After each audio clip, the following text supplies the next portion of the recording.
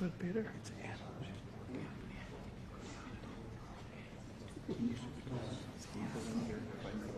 What is it?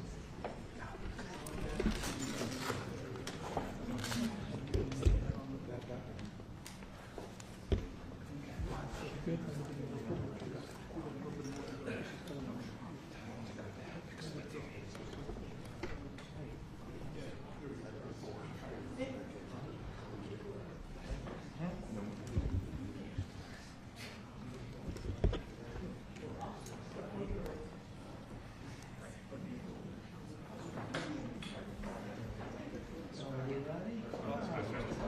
Boy, what a group this is. These are the best.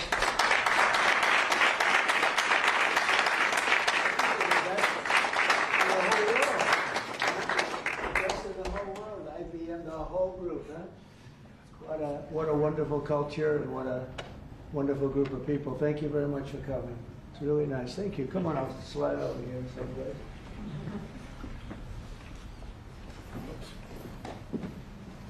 For the media, I will tell you, this is a serious group of people. Right? That's great. Thank you very much. Look at all of the, wow, look at the people, huh? These are seriously the biggest business people anywhere in the world, so I think it's a great tribute. Whatever they're teaching you well, right? Thank you very much. You're welcome to the White House as we celebrate Diwali, because they said there has to be a very heavy emphasis on the V, Diwali, the beautiful Hindu festival of lights, and that's what it is. It's a great festival and it's amazing people. I'm pleased to be joined by the Director of the National Intelligence and a woman that's done a fantastic job, Tulsi Gabbard, wherever you may be, Tulsi. Hi, Tulsi. FBI Director Kash Patel, who's really hitting his stride. Cash, where's Cash? Right here, sir. He is hitting his stride. That's the way we like it. Assistant Attorney General Harmeet Dillon. Harmeet? I'm right here, sir. Hi, Harmeet. And Pastor Paula White. She's been fantastic. She's been with us right from the beginning. We're greatly honored to be joined by the Indian Ambassador to the United States, Vinay Quatru. And it's very nice. Pronounce it perfectly. That's what. Oh, I wasn't too far off there. And his wonderful wife. And thank you very much. It's a great honor to have you. As well as our new ambassador to India. This is a nice, easy name, Sergio Gore. Sergio, congratulations, Sergio. You're going to do a fantastic job. And thanks as well to incredible Indian American business leaders, the biggest in the world, really. If you look at these companies, what they've done, the biggest in the world. CEO of IBM, Arvind Krishna, and Arvind, congratulations. I know you're working hard on a couple of jobs that I'm watching, and good luck with them, right? Yes. Good luck. It's amazing what you've done. Chairman and CEO of Adobe, and that Adobe is big stuff, and that's Shantanu Narayan. Thank you. Thank you very much, Shantanu. Nice to see you. Thank you very much. CEO of Micron Technology, we know what that is, Sanjay Marotta. Sanjay, nice to see you again. And CEO of Palo Alto Networks, Nikesh Arora. And I want to thank you very much for, and great success. It's a hell of a group of people. And in addition to that, we have a lot of other tremendously successful people gathered. On behalf of all Americans, let me also extend our warmest wishes to the people of India. I just spoke to your Prime Minister today. We had a great conversation. We talk about trade, we talk about a lot of things, but mostly the world of trade. He's very interested in that. Although we did talk a little while ago about let's have no wars with Pakistan. And I think the fact that trade was involved, I was able to talk about that. And we have no war with Pakistan and India, and that was a very, very good thing. But he's a great person, and he's become a great friend of mine over the years. In a few moments, we'll light the diya as a symbol of faith in the victory of light over darkness. It's a beautiful term, light over darkness. That's what it's all about. It's knowledge over ignorance and good over evil.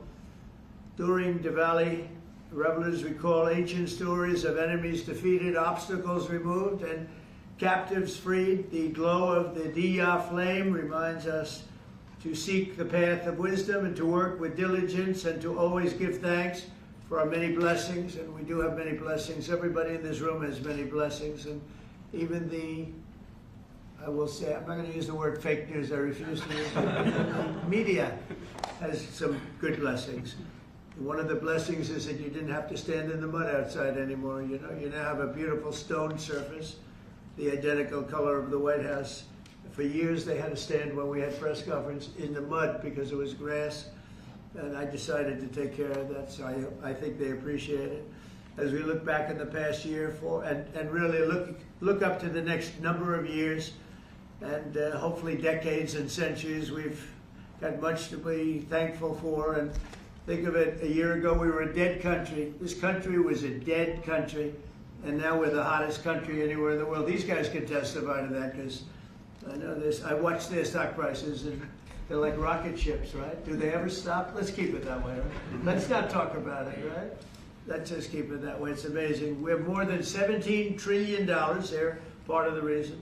More than $17 trillion of investment pouring into the United States. It's going to be, I believe, over $20 trillion by the time the year's up. And as an example, the last administration had less than $1 trillion in a period of their 4-year period. They had less than $1 trillion. We're going to have 20 trillion. We have over 17 trillion already. That's investment coming in.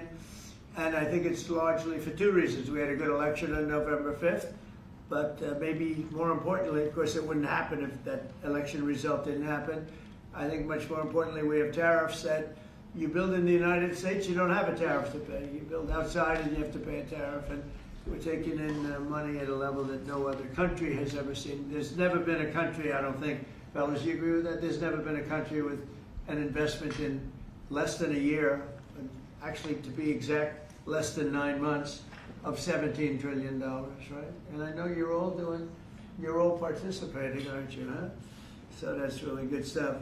The economy is roaring, the incomes are rising, and small business confidence is at the highest level in over a decade. So the confidence levels, which they do, which means something, they think over the last 10 years, I don't think they go beyond that. We have the highest level of confidence in our economy. Gasoline prices are way down. Grocery prices are way down. Energy prices are way down. Mortgage rates are down. We have a real stiff at the Federal Reserve. I can't help that. But he's going to be leaving soon. And inflation has been defeated. But even though his rates are too high, the economy has been amazing. Our border is secure, totally secure. We had nobody in the last 4 months coming through illegally, which is actually hard to believe because, you know, they give me those numbers, but essentially it would be just about nobody. They actually say zero.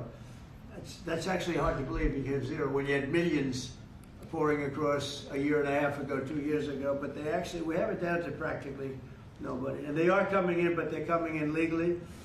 And we're forging peace all over the world. We're putting America first. We're getting everybody to sort of get along. And I just got a call from the Middle East. We're doing very well there. We have many, many countries, as you know, signed on to peace in the Middle East, and nobody thought they'd ever see that happening. The Hamas situation, where they're pretty violent people, I would say, that we could put that out in 2 minutes. We're giving them a chance. You know, they agreed that they'd be very good, very straight. They wouldn't be killing people, and they have killed people. That wasn't the deal we made, but if they don't honor the deal, they'll be taken care of very quickly, but I'd rather not have to do that. But we have total peace in the Middle East. We have levels of friendship with everybody, and every countries that hated each other now love each other. Nobody ever saw anything like it. I think you guys are pretty surprised over here, right? You're surprised, but a lot of people are surprised. Are you guys surprised? Peace in the Middle East. You've been hearing about it for as long as you've been alive. And it's been a lot longer than that. You're still pretty young.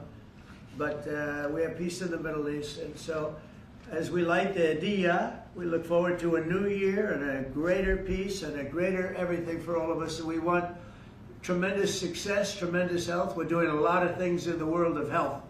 And the autism situation is just crazy when you think of it. And you go back 20 years, it was 1 in 20,000.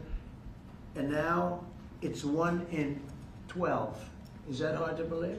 When I hear that number, it's not even believable. And we think we're onto it. Bobby is doing a great job, and Dr. Oz, all of them, they're really working hard. Nobody's ever seen anything like that. And it's been a very important factor for me. I just say you gotta focus on that. We think we have a lot of the answers. We've announced a lot of the answers actually, but we're looking at many things. We've made tremendous progress, and maybe the thing we've done the best on is prices for our drugs. We have favored nations now, where other nations, as you know, were paying a small fraction of what we were paying. And this was, for many, many years, this was happening. This was set up 30 years ago, where we were paying 10 times more, 12 times more, 5 times more, always tremendous numbers more. And I said, we're not doing that anymore. And the drug companies have agreed, and the countries have agreed. Now, if I didn't have tariffs, I wouldn't have been able to get it. I said, well, if you don't agree, we're going to charge you tariffs for more than the equivalent amount. And amazingly, everybody agreed. So our drug prices are going to be coming down 100%, 200%, 300, 400, 500% in some cases. A pill that cost $10 in London would cost $120 in, think of it, $120 in New York, or any place in this country.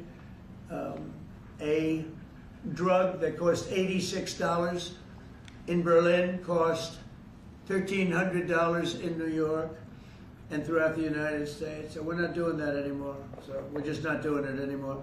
So I just want to, and I think that's going to be huge for our anything, Medicaid, Medicare, Social Security, anything having to do with health, because the drug prices are going to be coming down. And I tell the story of my last administration, my 4th year. I was so honored because I brought drug prices down. The first time in 28 years, prices were brought down by a certain amount. I'll tell you what the amount was in a second, but by a certain amount. And so at the beginning of the year to the end of the year, I actually brought them down. First time in 28 years that happened. And the number was 1/8 of 1%. That's all I said. But I was proud because first time it ever happened. And now I'm bringing prices down 600%, 700%, 900%, 200%. So I can't believe I actually had a news conference to celebrate 1/8 and 1/4 of 1%. But that was, you learned, right? You learned. So we're doing, and you guys know more about favored nations than anybody. So we're going favored nations, we're demanding it, and we've got it. And as you know, we had Pfizer, we had the big companies, they were all agreed or close to agreeing, but the countries have agreed to. Actually, the countries would be generally more difficult. If we didn't have the power of tariffs, they wouldn't have agreed. They would have said, nope, you got to pay 10 times more than we're paying. We were paying 10 and 12 times more than other countries for the exact same pill made in the exact same lab or factory. So it's an amazing thing. I think it's an absolute game changer. Nobody's ever even heard of a thing like that. And you'll see the results over the next year, year and a half, and I think it's great. So I'd like to ask a person who's really been fantastic. We'll ask a few of the people to say a few words. You're on international television, so don't get nervous. Cash, would you say a few words, please? You've done a fantastic job. Well, thank you, Mr. President. It's an honor to be a first-generation Indian American whose parents lawfully immigrated to this country. And under your leadership, so many more millions of Americans are living that dream. And to celebrate it here in the Oval Office on Diwali, which you said, rightfully so, is a triumph of good over evil. It's just an incredible honor. It's incredibly humbling. Indian Americans around the world and Indians around the world are thrilled that you are such a profound leader in sharing this diversity with the world. And we can't thank you enough, and happy Diwali. Great. Well, thank you. Congratulations on everything. And how about a great company, IBM? He's taken this company from, it was a little troubled, as I remember, a few years ago, like 10 years ago, to being one of the hottest companies anywhere in the world. Arvind, could you say a few words? Thank you, Mr. President.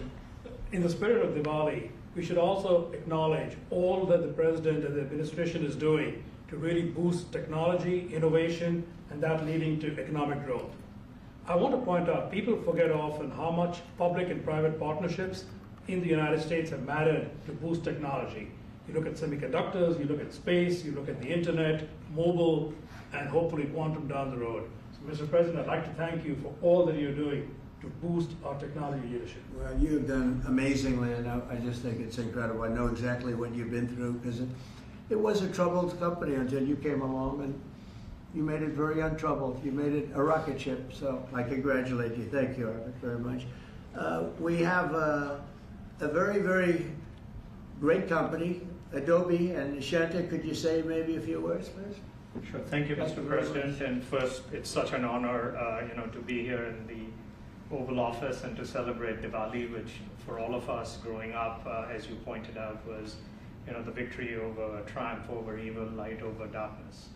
I think what you're doing, Mr. President, to have peace and prosperity and investment in this country is just amazing. And as a company, I think hopefully everybody here is using Photoshop in order to, take all these pictures. But I would really like to thank you for your leadership, and we will continue to invest in the U.S. to make sure that we continue to drive innovation. And your investment's been very large. So how much have you invested, and do you plan to invest in the U.S.? As far as our investment is concerned, it's all intellectual property, it's people, so we make everything here, so that's the software. That's good. And so we're a $20 billion revenue company now. We're one of the largest software companies in the world, and headquarters is Silicon Valley. So thank you, Mr. President. Fantastic job. How much are you investing IBM? $150 billion over the next 5 years. 150 billion, that's good. Micron's doing pretty good. How's Micron doing? Okay, pretty good. Mr. President, really a great honor to be here today celebrating Diwali with these excellent peers of ours from the tech industry. And Diwali stands for light, hope, renewal. And the United States is light to the rest of the world. And particularly on the renewal piece, I just want to really applaud you and your team in terms of bringing Renaissance's semiconductor manufacturing here to the U.S. So Micron is investing $200 billion, $200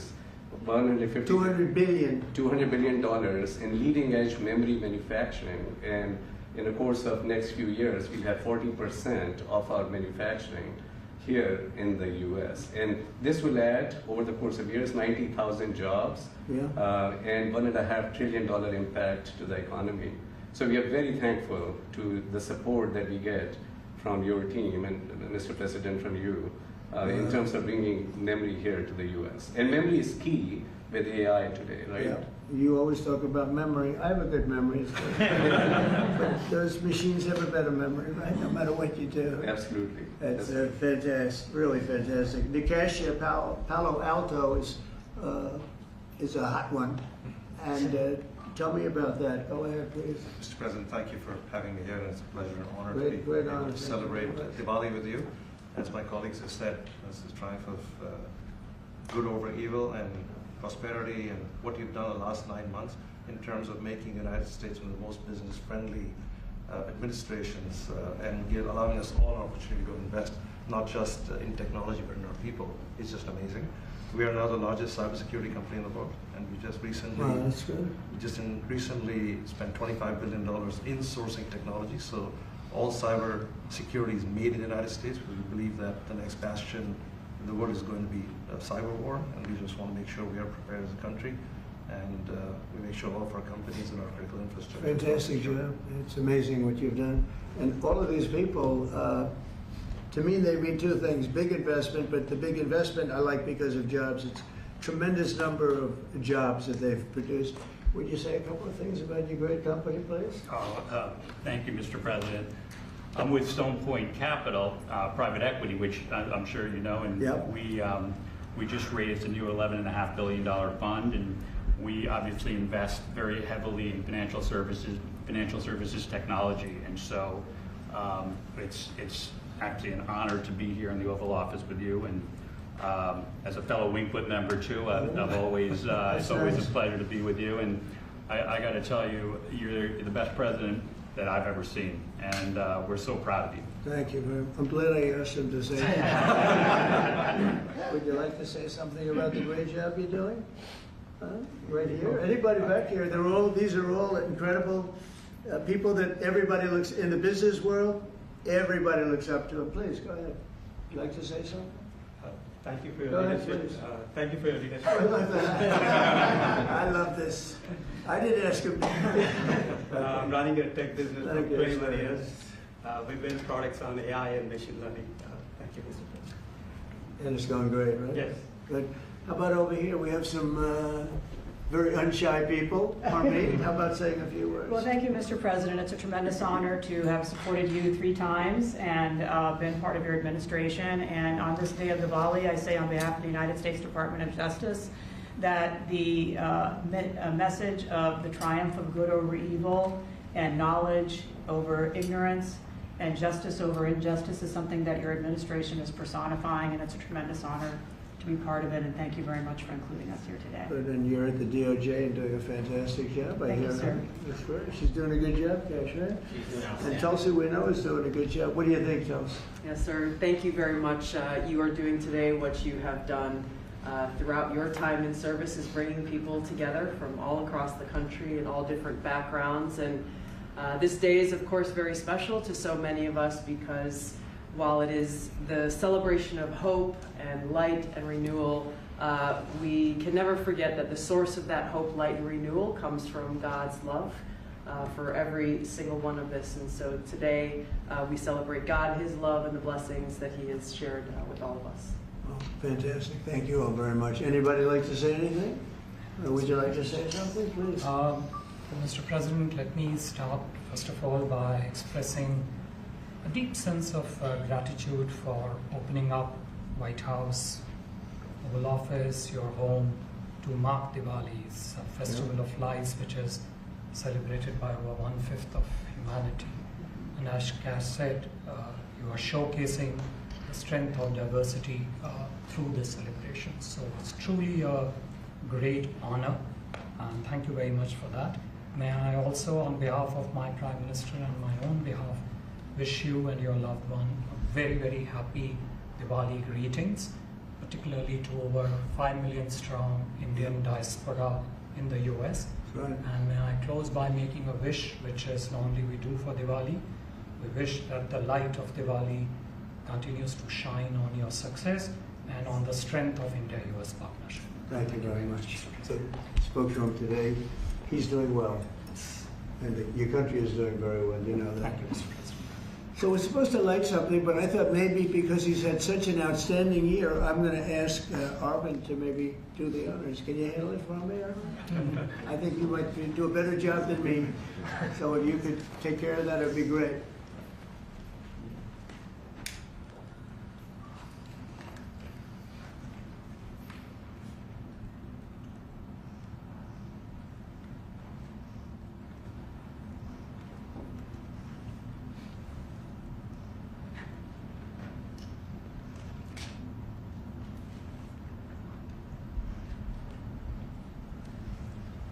He's done a good job. I didn't know you were supposed to do that. I'm glad I asked him to do that.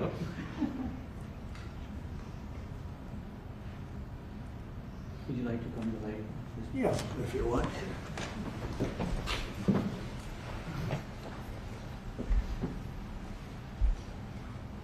Okay.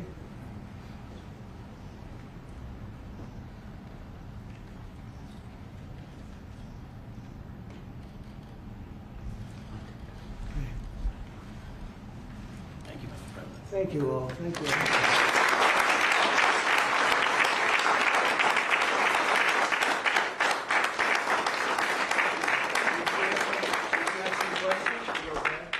Mr. President, the meeting with Vladimir Putin is canceled or put on hold. Do you know what happened there, and does that affect your decision whether or not to send tomahawks? No, I don't want to have a wasted meeting. I don't want to have a waste of time, so I'll see what happens. But we did all of these great deals, great peace deals. They're all peace deals, agreements, solid agreements, every one of them. But this one, and I said, go to the line of battle, the battlefield lines, and you pull back and you go home, and everybody takes some time off because you got two countries that are killing each other. Two countries that are losing 5,000 to 7,000 soldiers a week. So we'll see what happens. It's we haven't made a determination. Mr. President, I'm asking the Justice Department to look into the federal investigations into you and look for compensation, and how much are you asking for? Who's asking for what? Are you asking the Justice Department to pay you compensation Whose for compensation? your federal investigations into you. Are you asking them to pay compensation, and how much? Into me? I don't get any compensation. I do it for nothing. I gave up my salary. Into me?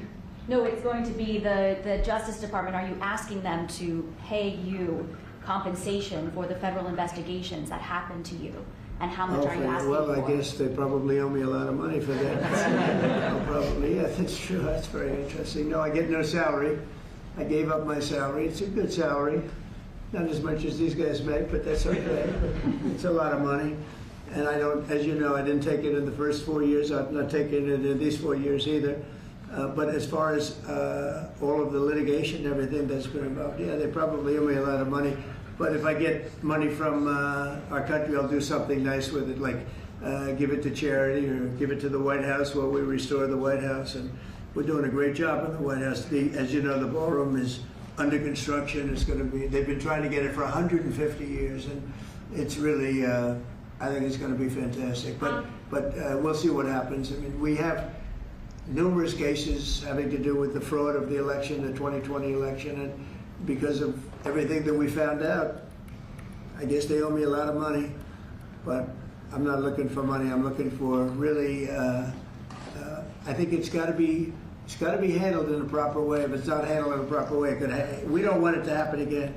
We can never let what happened in the 2020 election happen again. We just can't let that happen. And so the way we go, I know Keisha's working on it, everybody's working on it, and certainly Tulsi's working on it.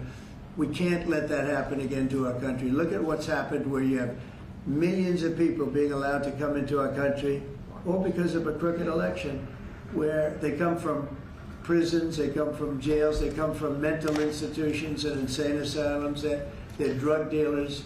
The people that they've allowed to come into our country, we cleaned them out in Washington, D.C. We have a very safe capital right now. We have a capital that's as safe as it can be. But I don't know. I mean, you'd have to ask the lawyers about that. Mr. President, what did you hear from Mr. President? A comment and a question, please, for you. First of all, you have just 1 billion plus hearts around the globe, including in India, by celebrating the Diwali in the White House right here. And my other comment is, Mr. President, I like his question already. In February, you and the White House staff gave a warm welcome to the Prime Minister of India, Mr. Narendra Modi. Right. And after that, I decided to make a short trip to India for you, how popular you are in India. And I went there in a holiest also festival there. Millions of people were there. And also Prime Minister Narendra Modi was addressing a media event, 5,000 people. I was one of them there listening to him. And when I went to several states in India, what I found out, Mr. President, 3 people are most popular there. Prime Minister Narendra Modi, President Donald Trump, Mr. Kash Patel, and also with the surprise, our White House Press Secretary, Caroline Levitt. She's doing good, right? She is doing good. Superstar. And Mr. President, my question is, you had a great relationship with the people of India when you visited India, and with the Prime Minister of India, Narendra Modi, and also with the Indian American community. Where do we stand today, all those relations from 45 to 47 in the future, Mr. President? Please, thank you. Well, we stand great, and the people of India, I love the people of India, and we're working on some great deals between our countries. I spoke to Prime Minister Modi today, as I mentioned before, and we just have a very good relationship. And he's not going to buy much oil from Russia. He wants to see that war end as much as I do. He wants to see the war end with Russia, Ukraine. And as you know, they're not going to be buying too much oil. So they've cut it way back, and they're continuing to cut it way back. Mr. President, Mr. President, Yeah, please. An appeals court recently ruled that you can send the National Guard in Yeah. Oregon. Do you feel unfettered to send the National Guard into whatever city you want now? Well, I guess so. That was the decision that I can send the National Guard if I see problems. I looked at Portland over the weekend. The place is burning down, just burning down. We weren't there. We didn't spend much time there because we were waiting for that decision. but the court probably maybe that influenced the court. But you look at a place like Portland, it's ridiculous when they say that there's no problem. The place was on fire over the weekend. But we won the case in Court of Appeals. I think it was the Ninth Circuit, so that's pretty good. And a very strong opinion that we have the right to use the National Guard. You would think that would be common sense. We have the right to use the National Guard to put out trouble. Well, that's how I got elected. One of the reasons I got elected. Yes. Mr. President, what changed your mind after talking to Vladimir Putin between then and now? Why did you think that a Budapest summit might be wasted time? Well, I didn't say anything. I didn't say it would, and you never know what's going to happen. But a lot of things are happening on that front, on the war front with Ukraine and Russia. And we'll be notifying you over the next 2 days as to what we're doing. Did you hear a lot of things are happening. Did you hear something from the President? Get it solved. Yeah, please. Mr. President, on Ukraine, do you still see a chance for a ceasefire? And what is Putin asking for? Do you still see a chance for a ceasefire? And what is Putin asking for? I do. It's a vicious war. It doesn't really affect us. We sell equipment to them. We sell equipment to NATO. And NATO gives it to Ukraine, but we don't pay anything anymore. Biden spent $350 billion. The war would have never happened if I were president. Would have never, not even a million years. And Putin knows that too. Would have never happened. But it did happen, and I came in, and I have to see if I can put it out. But it doesn't affect us because we're not losing soldiers there. Although, when I first came in, that could have ended up, it's not going to happen. But it could have ended up in World War III. That was really out of control. So now it's they're shooting and they're killing people, and I think Putin wants it to end, and I think Zelensky wants it to end, and I think it's going to end. Is there rumors that he reached out to you about meeting on the government shutdown? Will you meet with him before you leave for Asia on Friday? Well, I will actually. I'd love to meet with them. I just want them to open up the country first. The country is so hot right now. And they've never voted against, continuation. They've never voted against. They've never done that. They're doing this because they have Trump derangement syndrome. But I would love to meet. I would like to meet with both of them. But I set one little caveat. I will only meet if they let the country open. They have to let the country open. The people want to go back to work. They want to be served. They need the services of some people, and a lot of people need the money, the payroll. So I'll do it as soon as they open up the country. I'd like to meet. So you won't meet with them until the government. Just to be clear, you won't meet with them until the government's open. The government has to be open, yeah.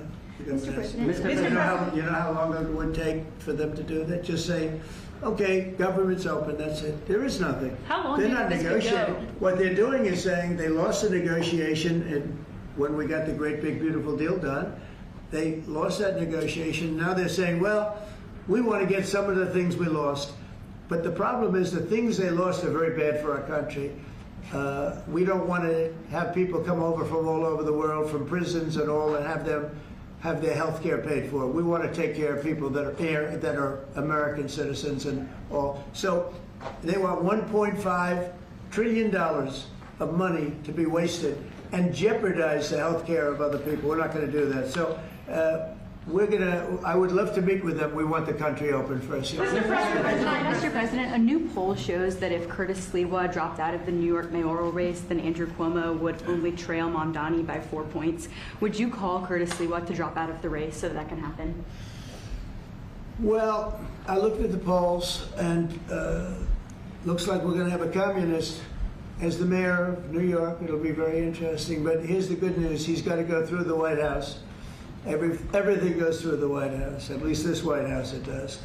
And we'll have to see what happens. But if he dropped out, he's not going to win. And not looking too good for Cuomo either. But maybe, I don't know, if he dropped out, maybe Cuomo would have a little bit of a chance, but not much.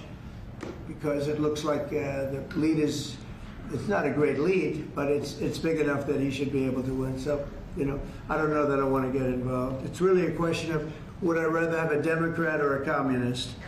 And I would rather have a Democrat than a communist. Will you meet with Mamdani if he wins? Yeah, I'll speak to him. Mr. President, I have an obligation to speak to him. But I love New York. I've always loved New York. I just can't believe a thing like this is happening. I left New York And we had a mayor, de Blasio, who was a disaster, but when I left, it was sort of before he could really take hold. And boy, New York was a hot city, and now it's sad to see what's happening, frankly. And with the communists in charge, look, you just go back 1,000 years. I mean, it's been done many times, 1,000 years. It's never worked once, so it's not going to work now either. Mr. President, you're building your ballroom right now. They're also building the Obama Presidential Library. I'm wondering if you've He seen. needs help. Have you seen pictures of the architecture and Yeah, what do you I think did. of it? It's not too pretty. No, but it's closed. It's stopped. They ran out of money. I mean, he's building a library / museum. You know, you call it some museum, and usually they call it library and museum. That's the official name. And they're stuck. And he wanted only women and DEI to build it. Well, that's what they got.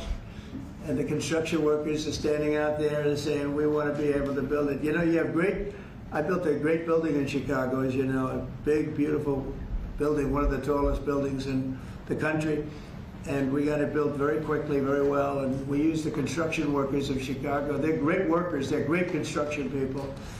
And I suggested he get them involved, but they're hundreds of millions of dollars over budget, and I think it stopped. I'm reading these terrible stories, but that's the way our country was run under President Obama too. Nobody knew it. Mr. President. Thank you, Mr. President. Russia remains China's top crude oil supplier in September. Are you considering tariffs on China? Well, I mean, you read the same papers as I do, but I don't have to read the papers because I'm the one. Right now, as of November 1st, China will have about 155% tariff put on it. And I don't think it's sustainable for them, so I want to be nice to China. But China's been very rough with us over the years because we had presidents that weren't smart from a business standpoint.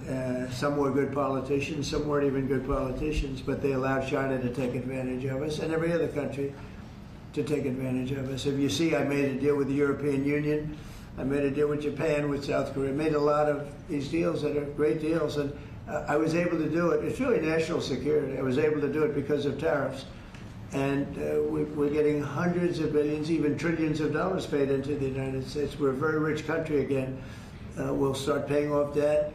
We'll do a lot of things. We'll probably make a distribution out of some of the tariff money. I think we're going to make a distribution over the next fairly short period of time to people because we took in so much money from the tariffs.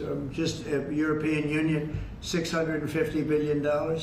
Japan, $550 billion. South Korea, $350 billion. That's even a lot of money for you guys, right? That's not bad, right? But no, we're taking in a lot of money, and it keeps people like this here because that's why they're coming in. I mean, you wouldn't be, I mean, I'm not going to speak for you, but generally they won't be coming in if it were for tariffs. They come in here and they don't have to pay any tariff. If they do it outside, they pay a lot of money, a lot of tariffs. The money comes to us. And in order not to pay the tariff, they come and they build here. That's why we have more plants under construction than we've ever had in the history of our country. And you wouldn't think it's complicated, but you would have thought somebody would have done this a long time ago, sitting in this beautiful seat behind what's called the Resolute desk. You know that, right? This is a very famous. This is even more famous than any of your desks. But your desks are very good. Let's follow up on her question to you, because the New York Times is reporting that your legal team is seeking $230 million from your own Justice Department now in response to the investigations into you. Is that something you want your legal team to do? I don't know what the numbers are. I don't even talk to them about it. All I know is that they would owe me a lot of money, but I'm not looking for money. I'd give it to charity or something. I would give it to charity, any money. But look, what they did, they rigged the election. And as you know, we had, in one case, 60 Minutes had to pay us a lot of money. George Slobodanopoulos had to pay us a lot of money. And they already paid. You know, they paid me a lot of money because what they did was wrong. And, you know, when somebody does what's wrong. Now, with the country, it's interesting because I'm the one that makes the decision, right? And, you know, that decision would have to go across my desk. And it's awfully strange to make a decision where I'm paying myself. In other words, did you ever have one of those cases where you have to decide how much you're paying yourself in damages? But I was damaged very greatly, and any money that I would get, I would give to charity. Thank you, Mr. President. Yeah, please, go ahead. Is the Democrat Party now more Zohran Mamdani's party than it is even Leader Schumer's or Leader Probably Jeffries? is, yeah. Look, I mean, maybe he'll run for president in 4 years. You have a communist president. That would be interesting, right? I don't see it happening. You know, I've always said you will never see, and I always talk about socialism, and you will never see a socialist so-and-so. And I was right. I say it in speeches. We will not have socialism in our country. And I was right. Communism, yes, but socialism. In other words, they skipped socialism and they went down to communism. No, he's a communist, and he's going to be maybe the mayor of New York. I don't know. Maybe, you know, polls are wrong, but these polls seem to be pretty consistent. But he would be, I would say he would be the leader of the party. It's not Schumer. Schumer's shot. He's shot. This poor guy, I feel sorry for him. I've known him for a long time, but I think he's mentally gone. He's been beat up by young, radical lunatics. And I think Chuck Schumer is, he's gonzo. I really do. I think he's probably not going to run. It shows that he's losing in every poll. Now, this is hard. You know, he wants to meet with me. It's sort of hard to meet with a guy after I make a statement like that, but I'm just giving the facts. I think Chuck is probably finished. I know some people, Democrats, that would be good. Some good politicians and some, you know, reasonable people. But I understand that they would not have a chance of, you know, getting even the concept of holding the torch. They're not going to get it. But they have some people that I really believe they're low IQ people. They're stupid people. And they seem to be leading the party.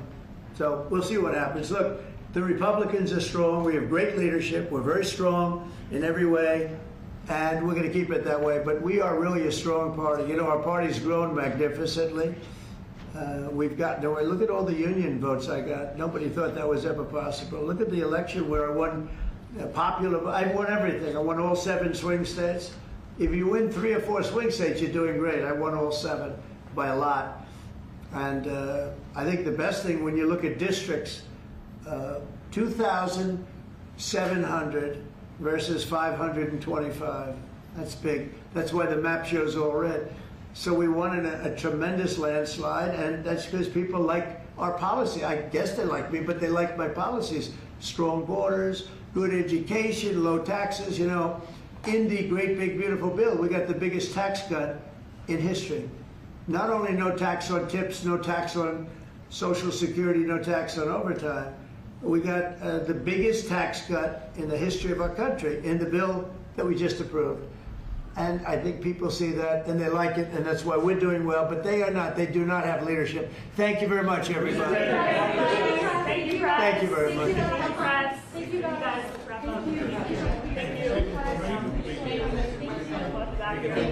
Great question. Thank you, guys. Keep moving. Thank you. Surprise.